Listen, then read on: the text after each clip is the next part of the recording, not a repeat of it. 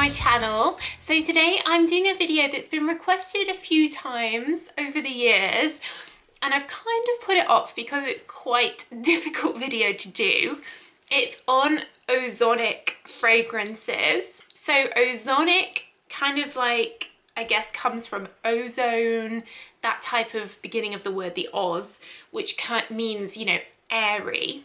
Obviously, it's very difficult to describe what air smells like over YouTube, but I'm going to give it a go anyway and go through my sort of top ozonic perfumes. If you're new here, then hello and welcome. We're all about perfumes. So check out my hundreds and hundreds of other perfume videos. If you search for something and then Soki London, I've probably done that video. And if you're a regular but you haven't subscribed yet, then why not hit that subscribe button and show your support. I'm super excited that we have closed out 2020 at nearly 50,000 subscribers, which is super exciting. So hopefully we can hit 100,000 in 2021. As always, I will leave the links down below to where you can get these in the US, UK, Europe. So ozonic, it's something that is, I guess, a man-made smell. It's synthetic, as most things are in fragrance. The way that I personally describe it is a crispness, a cool airiness, kind of like the feeling that you get when perhaps there's going to be a storm in the air, or even after it's rained. It's something in the air which is crisp and sharp, if that makes sense. So it's the kind of smell that I would associate with like being out on the ocean, being up in the mountains, you know, places where the air is different to, you know, normal city life, town life. It's certainly fresh, and it's not a strong smell. It's not intense. It's clean, sharp, fresh. But when I say sharp, I don't mean sharp like a citrus, zesty sharp. I mean like a clean edge sharp. So I guess the fragrance that inspired me to make this video was one I just recently did a video on, the Abercrombie & Fitch First Instinct Sheer. I didn't really know what to expect from this, but I guess I didn't expect an ozonic fragrance from Abercrombie, but I guess it does make sense when I think about it. So they describe this in their marketing as smelling like mountain air, and I totally agree. That is what it smells like, with some floral notes in as well. It has a sharpness and a cleanness. If you perhaps choose a laundry detergent or something that says it's like fresh mountain air or something, it kind of has that vibe, but it's nice, you know, it doesn't smell tacky or anything. But what they also have in here is some lily of the valley and some orange blossom, and that kind of reminds me of being out when I was young. We always used to go walking in the Lake District, which is like a big mountainous, well, probably more like hill area in the north of England, and it kind of reminded me of that crisp sharpness of like a cold autumn, cold spring day, but also a bit of the greenery around me with the lily of the valley type smell. It's just very fresh. It's the kind of thing that would lift your mood, but in a very calming way. So it doesn't, I don't smell it and think, oh, I'm so happy now, like I do with some perfumes. I smell it and think, the world is beautiful. It's that type of vibe, if that makes sense. And I think it's unusual for, you know, an affordable perfume like Abercrombie. I think these are about £20, to come out with something that isn't super predictable, super mainstream. You know, there's not many perfumes that smell like this, that use ozonic notes.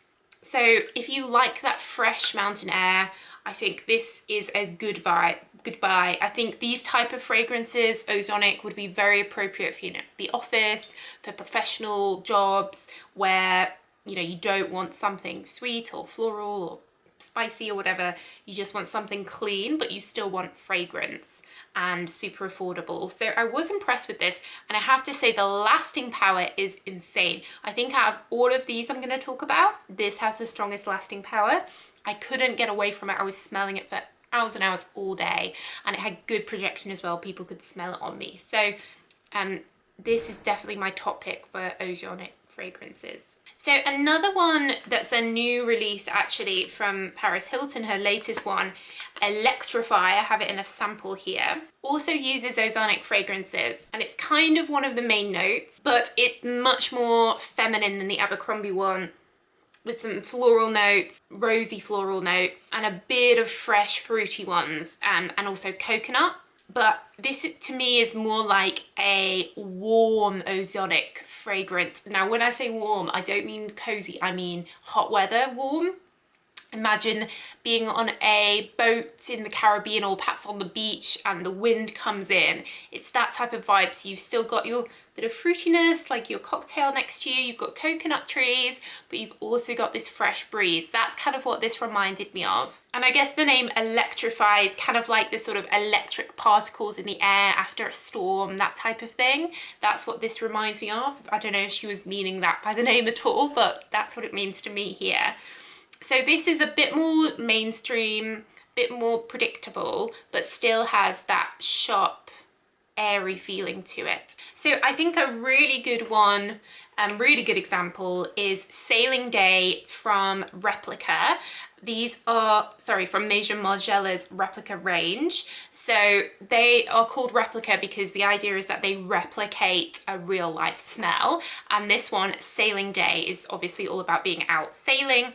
Comes in this blue liquid, it's unisex smell, and I think they have captured the smell of sailing perfectly. I've been sailing quite a few times and this really is what it smells like when you're out on the water getting that air. I'm very impressed at how they have recreated that same smell, and it immediately gives you that same feeling as well. It takes you there. So this one is also like an aquatic marine fragrance. It's not just ozonic. It has some of that smell of the sea. It even has a hint of a sort of seaweed type note in there.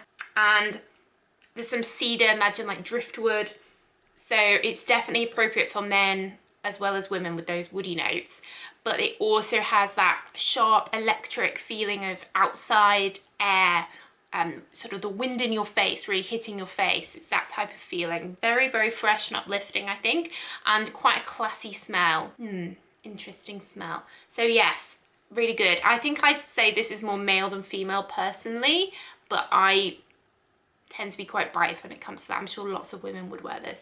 Another one of my favorite perfumes, actually, Versace Bright Crystal, is a peony. It's a floral perfume, but they have these ozonic notes in it, these watery notes, which adds a special quality to this, which is why I love it. There's something in this which is very hard to describe. It is like literally being in a flower shop and picking up a bouquet of peonies and getting this brand new, as if they've just cut the stems, like they're just fresh smell.